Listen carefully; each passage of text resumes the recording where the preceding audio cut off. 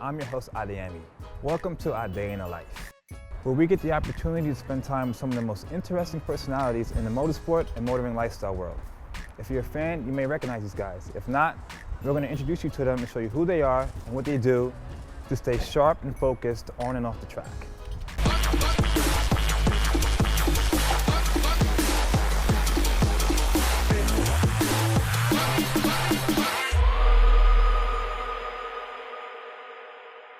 Joe, good to see you again. Last time I saw you, we were in Del Mar, and you were competing in an Ivy League flat track series. I kind of go down there really just to have some fun, and it's also kind of a good little warm-up. You know, it's funny because you see so many people, like so many different road racers doing flat track and road racing, and they say they use it for training for road racing. And for me, obviously they're totally different sports, but I guess the one thing I can take away from flat track for road racing is learning how to have really good throttle control.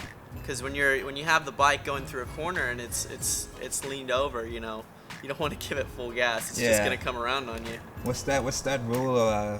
When in doubt, gas out. Is that something that they say? Yeah, that's more for when you're about to crash and you've got the fronts tucking or something and you just want to give it full gas. Well, you know, it saved me a couple times, to be honest, yeah. I have to try that one time on the track. Yeah, you should.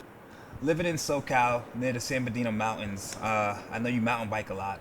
It's just a really good cardio workout, but, you know, unlike road cycling, mountain biking just happens to be super fun because, like most racers and anybody who rides bikes, they love sliding around and having fun. So it's great when you get to go down the hill with a mountain bike, you know. Speaking of being home in LA, I know you play in a band with your brother, right?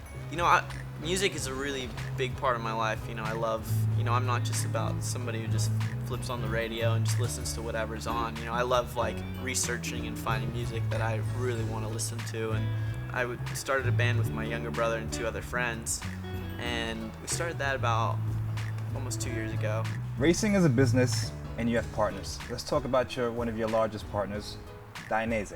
We recently followed you down to the D store in Costa Mesa to watch you get fitted for your custom D-Air Dainese suit.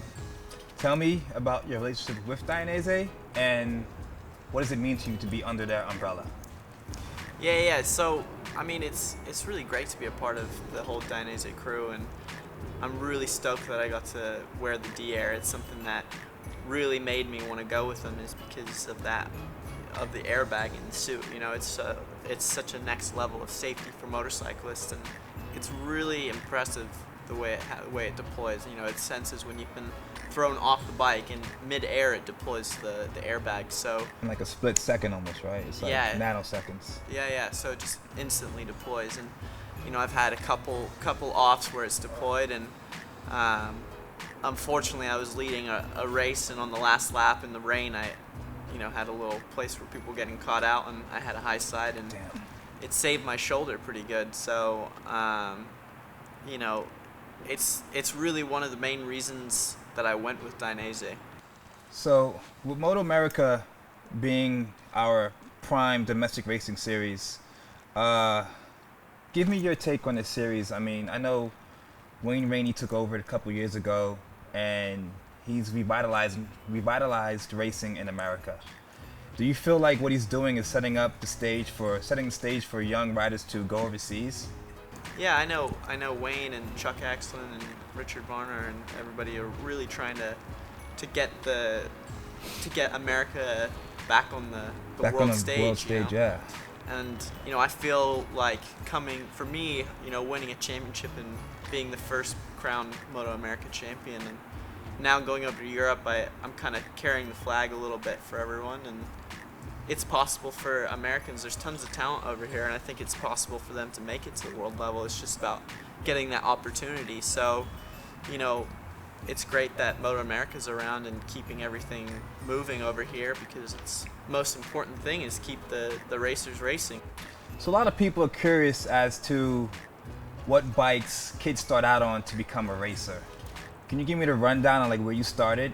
I started riding when I was about 3 years old, and it was always just a fun thing. It was a family thing that we always did, and then I took a real big liking to it, and I think my dad noticed a little bit of speed from me and decided, hey, why don't we get into a little bit of racing? So we started to do some flat track, just on some little 50s, you know, and made my first transition to pavement when I went to Supermoto. So you were invited to the Red Bulls Rookie Cup. Tell me a little bit about that series. When I was 13, I got selected to go race in that, which is a series that runs over in Europe, and it runs alongside the MotoGP races at the European rounds. So it doesn't go any flyaways or anything like that. Ah, that's pretty cool. So you raced on some big tracks. Oh yeah, I raced all the European tracks. Mugello? You do Mugello? I did do Mugello, and I have to say it's a beautiful track. Really, I can imagine what that felt like. What advice can you give a young up-and-coming racer who wants to follow in your footsteps, so to speak? I think the main thing is just not to rush up to.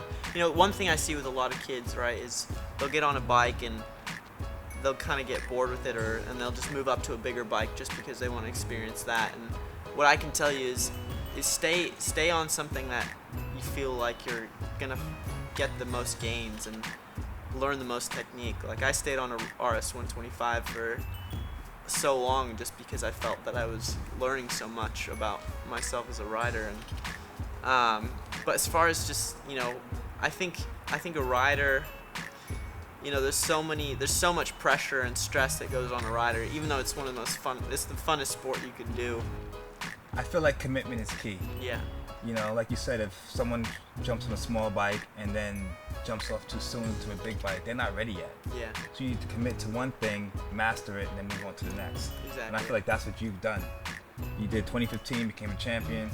2016, they didn't have the same success, but you stuck with it. You persevered, and then now you're going overseas. Yeah. So I think your example is great for kids to see. And I wish you all the best and success in 2017. And I can't wait to cheer you on, man. Thanks, man. Let's do it. Amen.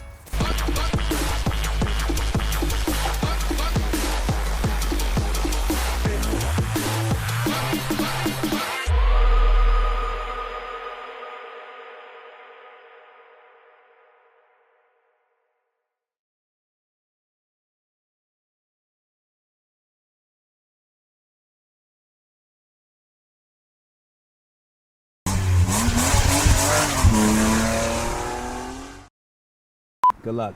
Thanks, dude. Yeah.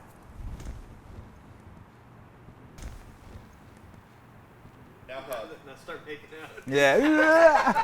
Get over here.